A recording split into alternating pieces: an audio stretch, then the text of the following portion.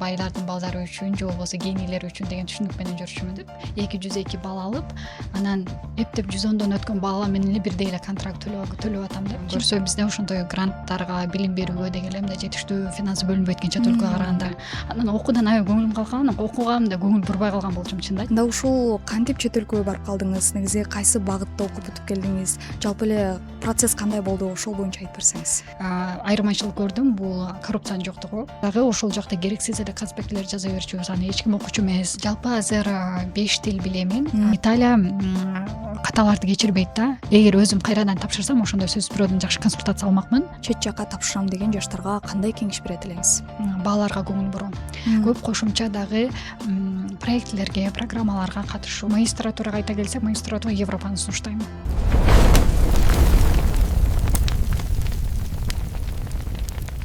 Арыбаңыздар, редактуу угармандар, назарыңыздарда Жалын подкасты жана кызматыңыздарда мен Индира Жээнбекова болмокчумун.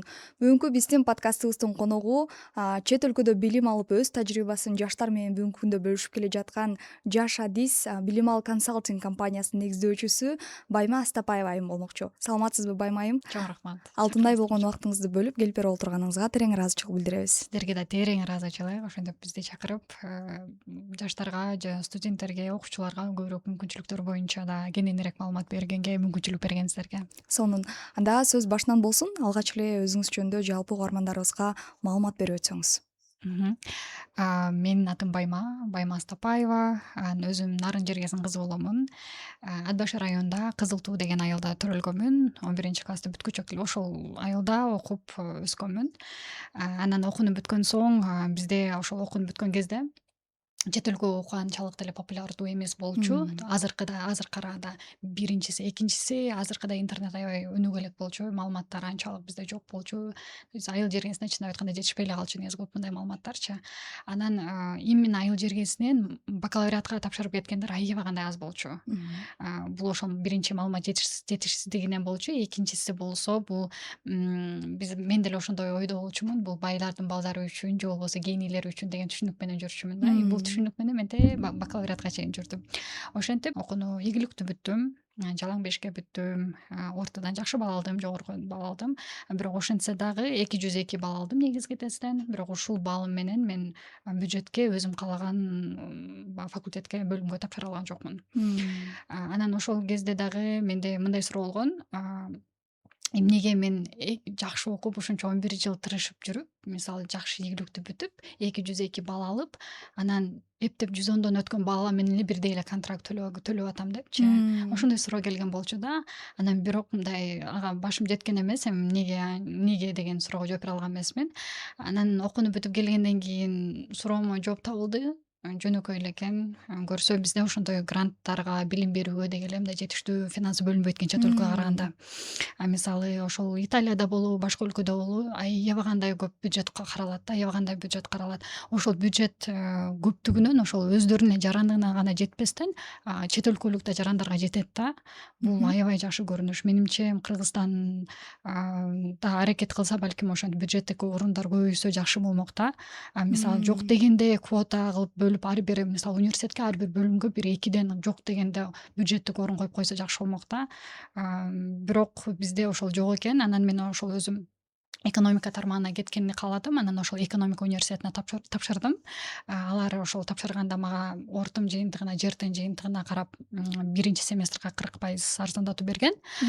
Бирок андан кийин эл катары эле контракт төлөмөкмүн. Бирок орусча айтканда мне повезло. Анткени ошол кезде Нама деген биздин университет Нама деген Малайзиялык фонд менен келишим түзүп, анан биздин бөлүм ошол эмеге кирип калат да, туура келипчи. Анан ошол жактан мен ошол кирип калам дагы, анан 4 курска чейин ошол контрактымды Нама фонд төлөп берген. Ошол Нама фондго аябай ыраазычылык билдирем. Азыркыга чейин мен жүрөгүм аябай ыраазы болот да. Контрактка эле эмес, ошол кезде мен окууну бүтүп, анан баягы менде орусча айтканда разочарование, көңүлүм калып калган да. Эмнеге анда окушум керек, эгер мен мисалы аягында ошол жок элементардуу бюджетке тапшыра албай калсам депчи, анан окуудан аябай көңүлүм калган, окуугам да көңүл бурбай калган болчумун чындачы. Биринчи курста GPA'м ошол жалаң 4,0 эмес 3 бирдемке болуп калган болчу да. Окугум келбей койгон, анткени мындай көңүлүм калып калган. Анан экинчи курстан баштап менде баягы мотивация пайда болот. Тиги анткени ошол шарт боюнча биз GPA'де кармашыбыз керек да. Эгер ылдыйлап кетсе, кандайдыр бир бөлүгүн кайра возврат кылабыз да, кайтарып беребиз. ооба. Ошондуктан баягы GPA'м кармап, анан GPA'м ошол намафондко ыраазычылык, ошол GPA'м жакшы GPA менен бүткөм да. Эгер контракт болгон учурда мен көңүлүм калып эле окугум келбей коймок да, и GPA'м түшүп кетмек. 4 жылым жөн эле кетип калмак да. Ошого азыркыга чейин эстеп аябай ыраазы болом да. Дээрлик намафондду бүгүн биз дагы билебиз, аябай кандай жакшы ишмердүүлүгүн жүргүзүп келет. Бүгүнкү күндө ошол эле учурда контрактты төлөп берип гана койбостон, кошумча өзүн өнүктүрүү багытындагы семинарларга жана башка бир формалдык эмес окутууларын дагы окутуп келет сону. Ооба. Ошол жалпысынан ошентип анан бүтүп, анан ошол 4 курста окуп жүргөндө баардык эле студенттерге келчү ой мага деле келген. Эми андан ары эмне иштеймби же эмне кылам деп аябай мындай бир коркунучтуу, бир башкача сезимде болуп жүргөм да. Анан дагы бир аз студент болоюн деп анан магистратурага тапшырдым. Бирок ошол чечим аябай сонун чечим болду. Азыр түшүнүп атам, бул аябай убагында тапшырып кетиптирмин депчи. Мындай ошол жаш, мындай кеч да эмес, эрте да эмес, чет өлкөгө кеткенге аябай сонун жаш экен да. 22 жаш аябай сонун жаш экен. Анан токтолуп калат экенсиң, өзүң билип калат экенсиң, эмнени каалайсың. Анан ошентип тапшырып кеткен болчумун. Анда ушул кантип чет өлкөгө барып калдыңыз? Негизи кайсы багытта окуп бүтүп келдиңиз? Жалпы эле процесс кандай болду? Ошол боюнча айтып берсеңиз. Процесс ошол, мага бул ой эмнеден келип калды? Мен башында айттым го, жанагы бул байлар үчүн же гений үчүн депчи. Мен байдын кызы болбосом же гений кыз болбосом, мен өзүмө татыктуу көрчү эмесмин чын айтканда. Анан карасам эле ошол менин тааныштарым гений деле эмес, байдын деле балдары эмес, чет өлкөдө окуп жүрүшөт. Анан мен да сурообой болду, булар кантип окуп жүрүшөт? Менде бул жакта байдын балдары же болбосо генийлер эле окуйт да деген эме келди да. Анан ошентип мен изилдеп баштадым. Анан болот го Инстаграмдан эмне кызыксаң ошонун эмеси, рекламасы келет эмеспи?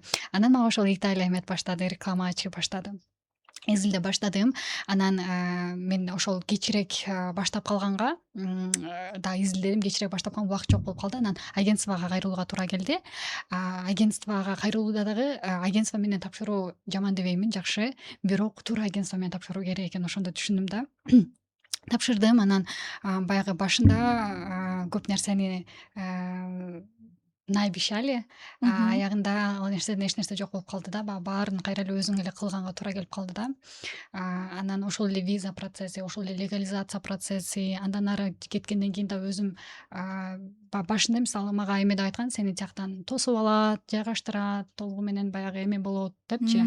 Бирок чынына келгенде ал жакта деле элестеткиле, жильону өзүм издеп таптым, бир жильону таптым. Италиядан эч кимим жок, Италияда такыр таанышым жок.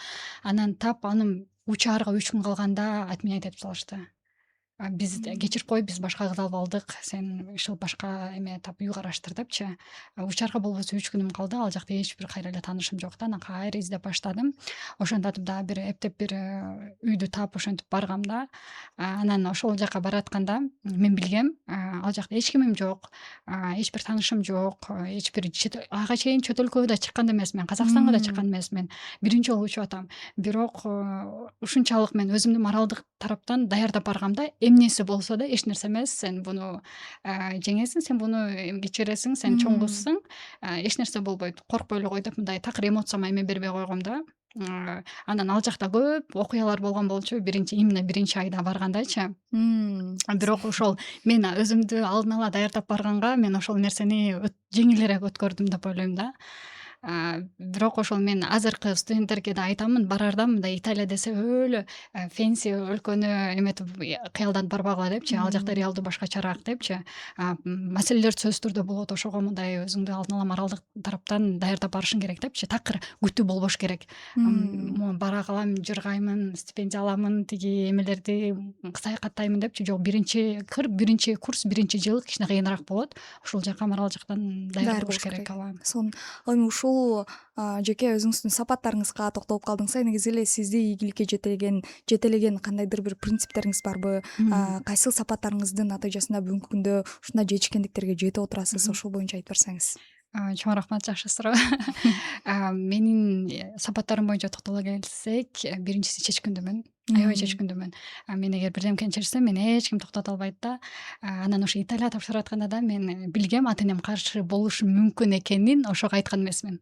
Тапшырып атканда, тапшыргандан кийин айткам, перед фактам коюп койгом да.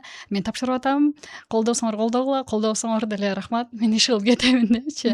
Анткени ошол ар бир бала эле ата энесинин өзүнүн эмесин билет болуш керек, мен өзүнчө кандай реакция берет депчи. Анткени мен коркком, өзүм эле алсызмын, өзүм эле баягы ишеничим бир аз азыраак болуп атат. Анан мен эгер бирөө да колдобой ого бетер басып койсо, ого бетер мага кыйын болот деп ошо эч кимге айткан эмесмин. Анан уже процесс башталып, уже эмеси көрүнгөндөн кийин анан айтып баштагам да, ушундай кетип атам депчи.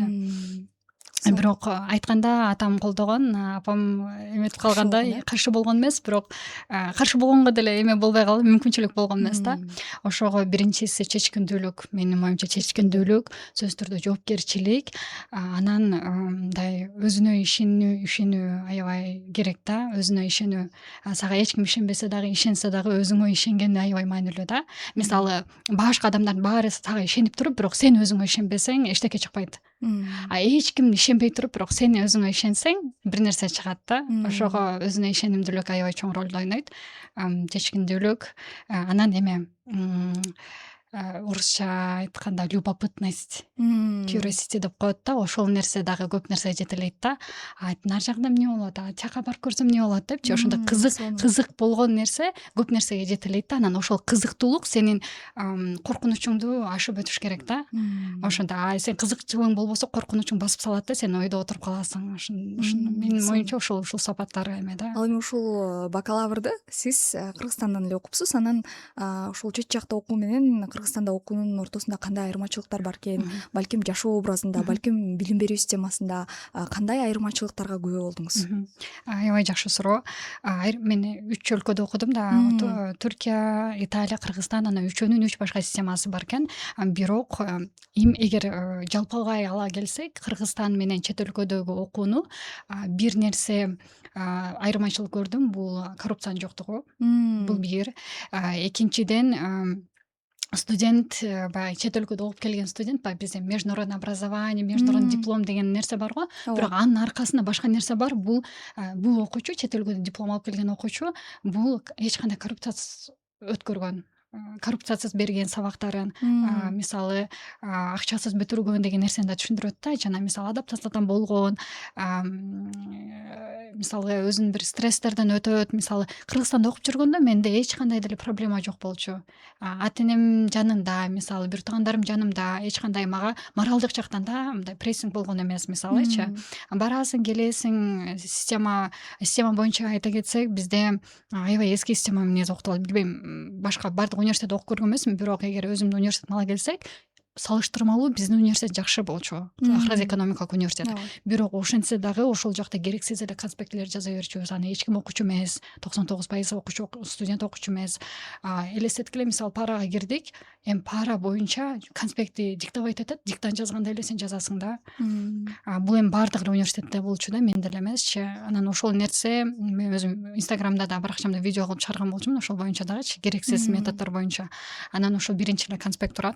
Экинчиси мугалимдердин мугалим менен студент мамилеси. Бизде Кыргызстанда мугалим, студент, окуучунун мамилеси вертикалдык турда. То есть окуучу анан анын үстүнө мугалим да, мугалим студентке үз түрдөн карайт. Мисалы экөө спор болсо, мен мугалиммен, меники туура, сен менен спор этпе, мен менен эметпе депчи, талашпа дегендей мамиле да. Ушундай өзүнүн эмесин алгысы келбейт. Чет өлкөдө болсо бул мамиле горизонталдык. То есть студент менен профессор бир тепкичте, бири-бирине сылык мамиле менен кайрылат да. Сиз мындай аябай орусча айтканда доступно да профессорлорчу. Мисалы бирдемке түшүнбөй калдыңбы, имейлине жазасың, почтасына жазасың. Ушундай студенттер үчүн open hours бар. Ошол жактарга барып кошумча дагы маалымат алса болот да. Кошумча дагы түшүндүрүп бере алат да профессор. Же болбосо мисалы келбей калдың, кандайдыр себептер менен келбей калса, ошол сабактарын толуктап дагы алса болот да. Мындай мамиле такыр башкача. Ортодо дубал дагы жок да. Барьер жок. Барьер жок такыр. Анан каалаган эмең менен сен айта аласың да. Мындай даже кээ бир эмелер, мугалимдер аябай бир толкунда да студенттер менен. мындай аябай жакын. Анан ошол жак аябай жакты да мага. Бул жакта болсо бизде аябай чоң барьер бар. Биринчиден, экинчиден жанагындай горизонталдык, вертикалдык түрдө да биздики ошол үстүртүүдөн карамай да.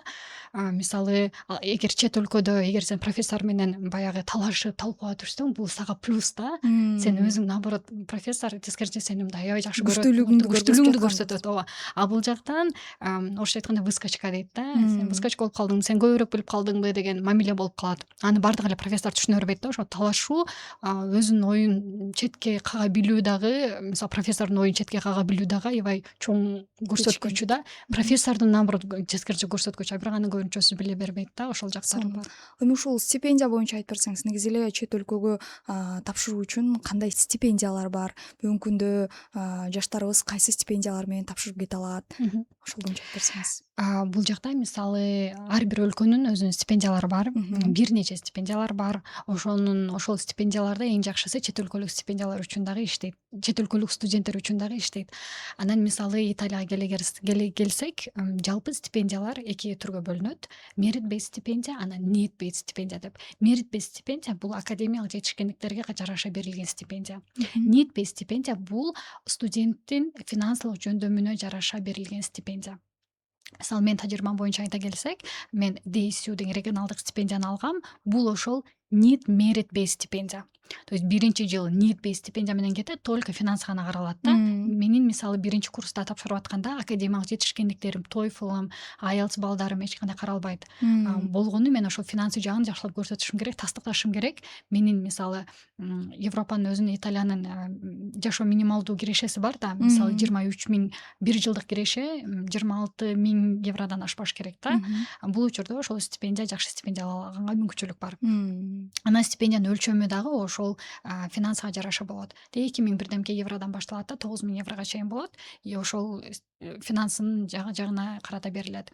Анан экинчи курстан баштап сөзсүз түрдө экзамендерди берип туруш керек. Анан ошол кайра эле ошол нитке кошулуп мерит да каралып калат. Эгер мисалы студент биринчи курста стипендия алды, бирок окубай койду да, экзамендерди бербей койду, анда экинчи курста уже албай калат стипендиясын. Ошондой. Анан мисалы Маечи деген стипендия чыгып атат. Баса бул Италиянын стипендиясы жылына 10.800 евродай берет, 9 айга. Бул сонун стипендия, бул ошол көбүнчөсү. Бул да эле merit based стипендия болуп калат негизи. Анан бул жакта окуусу да бекер болот. Жанагы регионалдык стипендияда окуусу бекер. Контракт төлөбөйт. Баса Маечи стипендиясы ошол дедлайн 26 март. Эгер азыр Италияга тапшырып аткандар болсо, ошол стипендияда тапшырып көрүшсө болот. 26 мартка чейин тапшырып өздөрүн сынап көрсө болот. Ал жактан ошол резюме каралат, интервьюда болушу мүмкүн, ушундай да. Анан ушул Баймайым өзүңүздүн компанияңызды ачыпсыз, окуучуларды, студенттерди чет өлкөгө окууга жиберет экенсиз. Анан ошол буга чейин канча жеке тажрыйбаңызда канча окуучуну жибердиңиздер, канча окуучу грантка өтө алды, негизи эле жалпы процесс кандай болот, кантип тапшырууга жардам бересиздер, ошол боюнча айтып берсеңиз. Негизи биз ошол официалдуу катты алганыбызга 24-жыл болду. 24-жыл 2-сентябрдан бери иштеп келатабыз. Анан ошол 24-жылы толугу менен онлайн иштедик. Мен өзүм окуума байланыштуу. Ошол учурда биз 11 студентти кетирдик Италияга. Анын ичинен бир студенти мурунку жылдын студенти болчу. Ал бүтөйүн деп атат магистратурасын, биринчи менин студентим. Калган студенттер азыр окуп жатат. Бул жакта стипендияга баарын тапшырдык. Баары туура келди, бирок бул жакта мындай да, азыркы былтыркы тапшырган студенттерим азыр окуп жатышат, бирок биринчи траншын ала элек. Анткени биринчи барганда дароо эле стипендияны дароо албайт студент. Сөзсүз түрдө Италияга тапшырып аткан студенттер минимум 6 айга өзүнүн жеке каражатын карап барыш керек. Анткени барганда стипендия алган учурда да барганда эле ал колуна тийбейт. Ал ошол өзүнүн дагы тиякта блоктору болот, ошол блокторун алат, анан күтөт, ошол кийинки транштардан. Анан азыркы студенттеримдин траншы ошол жайында күтүлүүдө, жайында алат. Биринчи курста көбүнчөсү ошо 50% алат, анан калган 50%ны экинчи курстун башында алат. Ошондой. Ошондуктан биринчи курста сөзсүз түрдө каражат жагы кичине көбүрөөк кетет. Ошого студент ориентир алыш керек да. Өзүн даярдап барыш керек э? Ооба, өзүн даярдап барыш керек. Бирок эң жакшы жери ошол стипендия алган учурда автоматтык түрдө контракттан бошотулат. Сонун. Анан ушул бүгүнкү күндө канча тил билесиз? Негизи эле тилди кантип үйрөнөсүз? Жалпы эле өзүңүздү кантип өнүктүрүп турасыз? Ошол боюнча да айтып берсеңиз. Чоң рахмат. Жалпы азыр 5 тил билемин. Бирок кээ Сонун. бирөөсүн жакшы билемин, кээ бирөөсүн анча эмес деңгээлде. То есть кимдики ар кандай деңгээлде. Мисалы ар бир тилге токтоло кетели. Кыргыз тили мен бул өзүмдүн эне тилим. Үй бүлөмдө сүйлөймүн. Мектебим кыргыз болгон, айылда өскөнмүн, нарында өскөнмүн. Кыргыз тилим жакшы деңгээлде. Андан кийин орус тилин чынында эми айыл жергесинде билесиз кандай окутат. Ооба. Ошондуктан орус тилин мен университетке келгенден кийин үйрөндүм. Анткени группам орусча болуп калган, анан үйрөнгөнгө туура келиш керек болуп калды. Орус тили ошол тилдердин арасынан эң травма калтырган тил дебейинби? Аябай ошол оор келген тил да мага. Азыркыга чейин да практикалам, ар бир тилди азыркыга чейин үйрөнүп келемин. Анан англис тили болсо, англис тили ошол тилдердин, чет тилдердин арасында эң сүйүктүү тилим. Анткени англис тилинде бизде ошол Корпус Мирадан келген волонтерлор аркылуу үйрөнгөм. Бизде ошол мен аябай мне повезло, орусча айтканда. Анткени ошол бизге 5-класстан келген 1-волонтер 2 жылга. Ошондон баштап 4 волонтер ошол менте 11-классты бүткөнгө чейин болду. То есть биздин айылда волонтер бар болчу, Америкадан келген. Аны менен практика кылчубуз, алар менен кружокторду өткөрчүбүз, алар менен чогуу кандай бир эмелерди, мероприятияларга өткөрүп, лагерлерге барып ушинчүбүз. То есть мага англис тили аябай кызыктуу, аябай көп мүмкүнчүлүктөрдү берген тил болгон да. Анткени англис тилдин аркасы менен мен көп нерселерге катыштым, көп проектлерге катыштым, көп адамдар менен тааныштым, лагерлерге бардым. Ал лагерлерден аябай көп мындай жакшы тааныштар менен тааныштым да. Башка чөйрөгө түшө алдым именно вот англис тилинин аркасы менен. Сонун. Ошондо англис тили мага аябай мындай сүйлөп атканда да аябай мага мотивация берет, аябай мындай өлө сүйүү болуп калган тил да. Мага аябай жагат. Андан кийин түрк тилин капстан эле үйрөнүп калгам. Эгер кыскача окуясын айта кетсем, бизде университетте Мемлана деген проект бар болчу. Программа Турцияга барып, программа обмен студентов.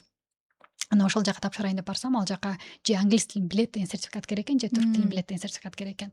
Анан деп анда эмки жылы тапшырайын деп кеткем. Анан карасам Төмөр деген курс бар экен, бекер. Китептерин сатып аласың, өзү бекер. Анан ошол жака жазыламын. Бирок негедир тарта алган жок. Башында өткөндө аябай мага кызыксыздай сезилди. Өзүмдү кыйнап бардым. Ал кезде сертификатын алдым, экзамен бердим. Анан ал сертификат менен барсам, уже жабылып калыптыр программа кийинки жылы. Бирок калды, ал ошол тилдеги кызыгуум калды. Анан баягы сериалдардын аркасынан эле эметип кеттим, үйрөнүп кеттим. Анан бул 2024-жылы бардым го дейм, Erasmusга Турцияга барганда бир аз практика кылдым. Бирок ал жакта ошол мен окуган факультет, университет өзү англис тилдүү программалар көп болчу. Мен группалаштарым англис тилинде билүүчү, аябай эле жакшы сүйлөшчү. Анан алар менен жакшы эле түрк тилинде баштаймын, анан англис тилинде бүтүп калчу да.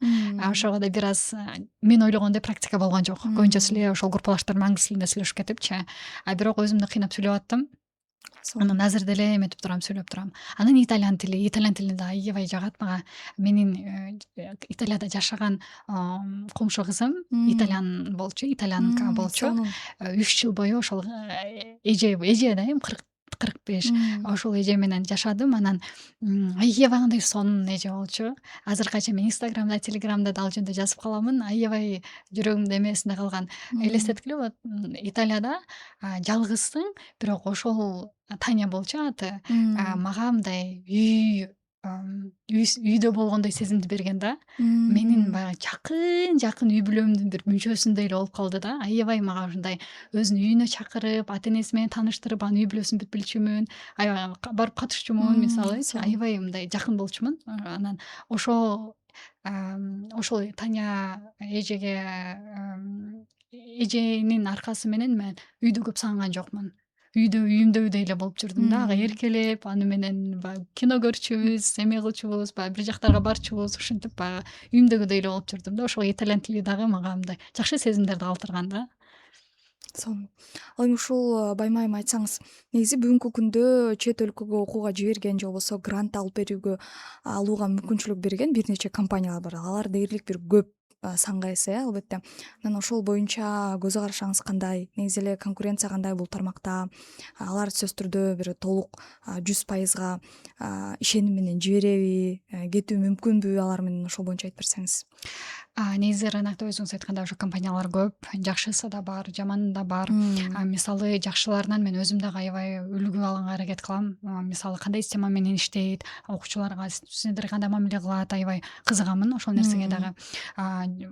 Мен багы жакшы именно конкуренция дегенде, эми конкуренцияны мен мындай эмеде түшүнөм да, ошол көп компаниялар менен, ошондой эле компаниялар менен партнерлук негизде иштешемин да, Италия боюнчачы. Анан конкуренцияга мен бир аз башкачараак караймын. Алар менен баягы мынтип конкуренция болбой эме, ар кимдин өзүнүн рызкысы бар, ар кимдин өзүнүн студенти да бар. Анан болгону менин сураанарым кесиптештерден ошол айткан берген убадаларга тура билүү да, ошол убадаларды аткара берүү. Анткени өзүм дагы ошол баягы күйүп калгам ошондой убадаларданчы.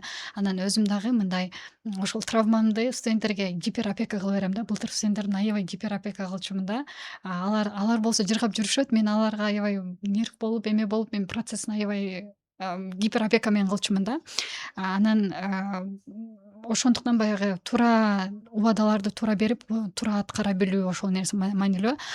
Ал эми конкуренция боюнча негизи мага да келип калат көбүнчө студенттер, мен бул компания менен тапшырып кете албай калгам былтыр, бул акчабызды берип ошентип жок болуп калган деп, ошолордон айынан биздин компанияга ишеними аз болуп келет да. Силер деп общий айтып келет да. Сиздерде да ушундай көрүнүш катталбайбы деген сыяктуу. Ушундай эмеспи, биз ушинткенбиз деп аябай мындай башкача эме менен келишет да. Анан сөзсүз түрдө бул учурда баягы толугу менен ачыгы менен айтып эле түшүндүрүп бересиң. Ушундай процесс ушундай иштейт. Мындай тобокелчиликтери да бар, мындай минустары да бар, мындай плюстары да бар деп полностью айтып бересиң. Анан уже клиент өзү чечим кабыл алат. Бирок ошол рынокто мен конкуренциядан эч кандай коркпоймун, качпаймын. Бул табигый эле көрүнүш. Болгону ошол конкуренция кандай десем, честно болуш керек деп ойлойм да. Мисалы маркетингди күчтүү кылып, бирок аркасында баягы жанагындай нерсе болбосун каалаймын да.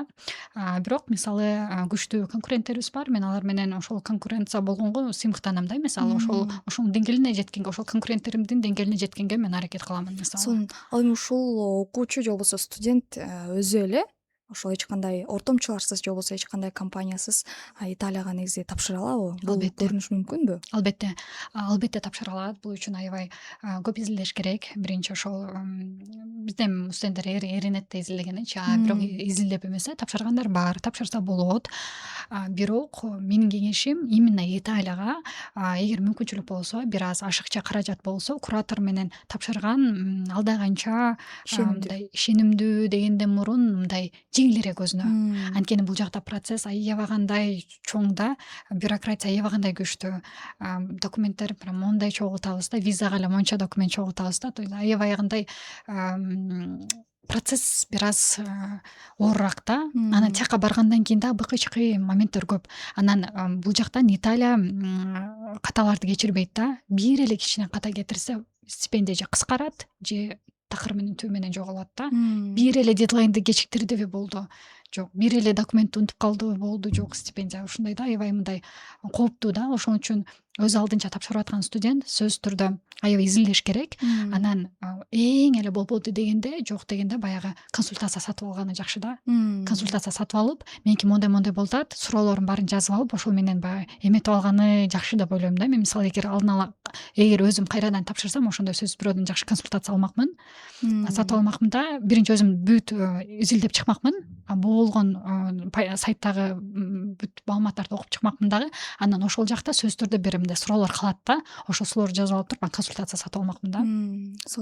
Эми ушул жалпы эле Италияга же болбосо балким башка мамлекеттерге деле болсун чет жакка тапшырам деген жаштарга кандай кеңеш берет элеңиз? Сөзсүз түрдө эки кеңешим бар. Стандарттуу бул биринчиси бааларга көңүл буруу. Мен окуп жүргөндө көп имиштер болчу. Баа маанилүү эмес, маанилүү бул сенин билгениң, маанилүү сенин башыңдагы нерсе деп. Бирок чындыгы эгер чет өлкөгө тапшырам десең, жакшы университетке тапшырам десең, баа маанилүү, аябай эле маанилүү. Бааны жакшылаш керек, GPA'ды көтөрүш керек. Мисалы университетте окуп аткандар болсо. Анан экинчиси болсо англис тилин жакшыртыш керек сөзсүз түрдө. Англис тилсиз эч кайда бара албайсыз. Даже вот мисалы агентство менен тапшырып атканда да сөзсүз түрдө англис тилин билүү керек болот. англис тилин билүү көп нерсени ачат, көп эшикти ачат да. Андан тышкары үчүнчүсү бул көп кошумча дагы проектлерге, программаларга катышуу, волонтерлук кылуу, Академиялык жетишкендикте. академиялык жетишкендиктен тышкары дагы ыктыярчылык кылуу, мисалы ошолордо портфолиосун чогултуш керек да. Өзүн мисалы макул жакшы университетке тапшырып атканда сөзсүз түрдө айтат, макул GPA жакшы экен, англис тили жакшы экен. Андан арында дагы эмне бар баланын аркасында? Ыктыярчылык кылган, дебаттарга катышкан, өзүнүн өнүктүрүү боюнча дагы көп нерселерге катышыш керек да. Ошол да чоң плюс болуп ойнойт. Сонун эми ушул жаштарга жеке тажрыйбаңызга таянып кайсы өлкөнү сунуштайт элеңиз? Балким кайсы өлкөдө мүмкүнчүлүк көбүрөөк, кайсы өлкөдө жаштар бат адаптация болот, кайсы өлкөдө билим берүү системасы алда канча жакшы деген сыяктуу. Аябай оор суроо экен. Чынында менимче мындай айталы, мен магистратурага айта келсек, магистратурага Европаны сунуштайм. Европаны сунуштайм магистратурага, же болбосо мүмкүнчүлүк болсо, каражат болсо Американы сунуштаймын. Мисалы азыр бизде Азия өлкөлөрү аябай өнүгүп жатат. Сингапур, Япония, Корея, Китай. Мисалы ошол Азия жактагы өлкөлөргө кызыккандар болсо, Азия жакта өлкөлөр да жакшы. Мисалы мен азыр учурда өзүм Китайга кызыгып жатам. Китайга барып 1 жыл тил курсун окуп келүүнү каалап жатам да. Ошол кызууга жараша да биринчичи, анан анын алдына койгон планына жараша болот. Мисалы ал келечекте өзүн кайсыл өлкөдө же кайсыл тармакта көрө алат. Мисалы Кытай тилине кызыгып, Кытайлар менен иштешүү же Кытай мамлекетинде иштегиси келген болсо, анда сөзсүз түрдө Китай.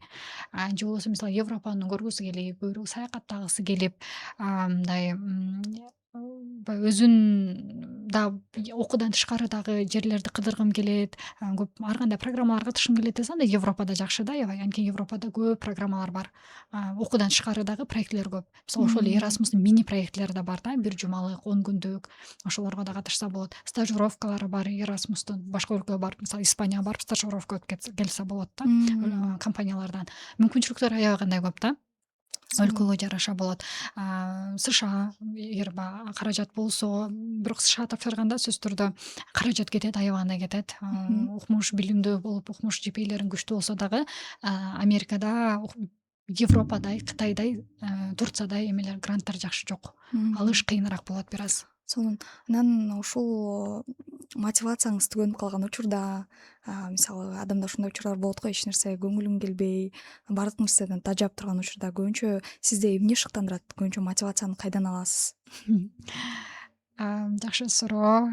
Мотивацияны кайдан алам? Азыр менде болот ошондой энергиям түгөнүп, эчтеке көңүлүм келбей, ошол кезде азыр менде жоопкерчилик кармайт.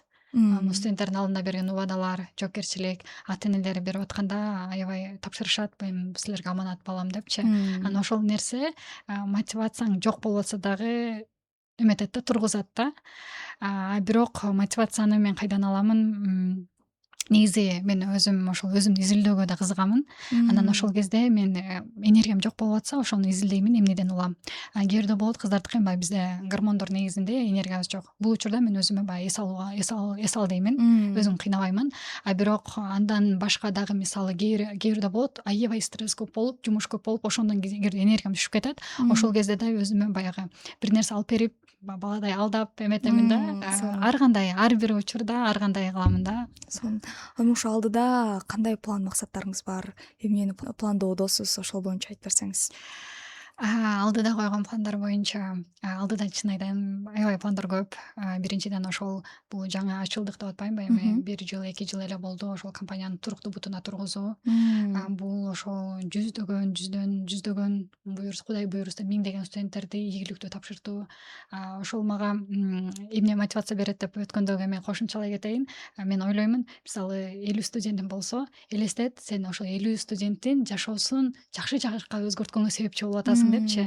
Ошону мындай орусча айтканда достойно кыл деп эметемин да өзүмөчү. Ошол нерсе дагы мага шык берет. Мисалы кийин мен мисалы азыр Намафондко ыраазычылык билдирип атпайм, жана калган гранттарыма ыраазычылык билдирип атам, себепчилерге ыраазычылык билдирип ичимен аябай ыраазы болуп турам да. Ошондой эле каалаймын, студенттерим келечекте ошол мени эстеп, ушул эже жардам берди эле, ошонун жардамы менен ушундай болуп атат деген сыяктуу ыраазычылык ичинде болуусун каалаймын да. Ошол да аябай мага шык берет. Анан келечекке койгон пландар боюнча сөзсүз түрдө ошол Китайга аябай кызыгып жатам. Китайга 1 жыл окугум келип жүрөт. Андан соң ошол дагы бир магистратура же болбосо PhD кылууга аракет кылам. Жакшы өзүм каалаган университетке баргым келет да. Анда биздин убактыбыз да соңуна келип калыптыр. Анан ушул сизге эркин микрофон болсун. Чоң рахмат Индира, чакырганыңызга чоң рахмат. Негизи эле эгер эркин микрофонду жаштарга арнайын, бул окугула, билим алгыла, өзүңөрдү өнүктүргүлө, кандай гана кырдаал болбосун, азыр кандай гана абалда болбогула, шылтоо кылбай ошол нерсени, тескерисинче ошол нерсени өзүңөргө плюс кылып кеткиле деп айтамын. Мисалы, азыр шартыңар жокпу? Бул силерге мотивация болсун. Жетерсиңче шартыңар бар болуп мотивацияңар жокпу? Ойлонгула, мисалы канчалаган адамда мындай шарт жок. Кандай гана болбосун өзүңөрдүн келечегиңерди ойлонгула, келечекке кайдыгер карабагыла, аракет кылгыла. Азыр бизде майым жашпыз да, энергиябыз көп кез да, ушул энергияны туура жакка пайдаланып алгыла. Убакыт аябагандай бат өтөт. Мен мисалы 18 жашта келип, 4 жылым бир жылдай эле аябай бат өтүп кетти да. Ошол 4 жылды азыр убакыт эгер кайтарып келсек, мен башкачараак колдонмокмун демекмин да. Анан ошол нерсени өзүмө айткым келген нерсени ошол кезде азыр мен какшап айта берем да инстаграмымдачы. Эметкиле, окуудан тышкары да өзүңөрдү өнүктүргүлө, тилдерди үйрөнгүлө, азыр убактыңар толуктура, ошону туура пайдалангыла депчи. Кийин эле өзүңөргө рахмат айтасыңар депчи. Анан сөзсүз түрдө ошол азыр дүйнө жүзүндө мүмкүнчүлүктөр аябагандай көп. Ошонун баарын кармагыла, колдонгула. Анан ошону өзүңөр кыра көргүлө биринчи убактачы. Ошол эле нерсени айткым келди. Анан чоң рахмат. Подкаст пайдалуу болду деген үмүттөмүн. Анан Албетте. ооба, сөзсүз түрдө эгер угармандар болсо, ошол инстаграмдан да карап чыксаңар болот. Ал жактан да көп пайдалуу маалыматтарды бөлүшкөнгө, гайдтарды бөлүшкөнгө аракет кылып турамын. Анан ошол убакыт тиер менен, убакыт болгону менен бөлүшүп турамын да. Анан Албетте. ооба, кирип карап турсаңар да болот. Рахмат чоң. Сиз менен баарлаша отура, маектеше отура учубуздун кура эмес экенине бүгүн дагы бир жолу ынандым. Мындан ары да сизге ошо ишиңизге ийгиликтерди каалайбыз албетте. Сүйүктүү угармандар, бул жалын подкастыбыздын кезектеги чыгарылышы болду. Сиздер менен сиздердин кызматыңыздарда бүгүн мен Индира Жээнбекова болдум. Ал эми бүгүнкү биздин коногубуз дал ушул чет өлкөдө окуп келип өз тажрыйбасын бүгүнкү күндө жаштар менен бөлүшүп келе жаткан Жаш Адис билим алуу консалтинг компаниясынын негиздөөчүсү Байма Астапаева айым болду. Кийинки чыгарылыштан жолугушканча сак саламатта туруңуздар.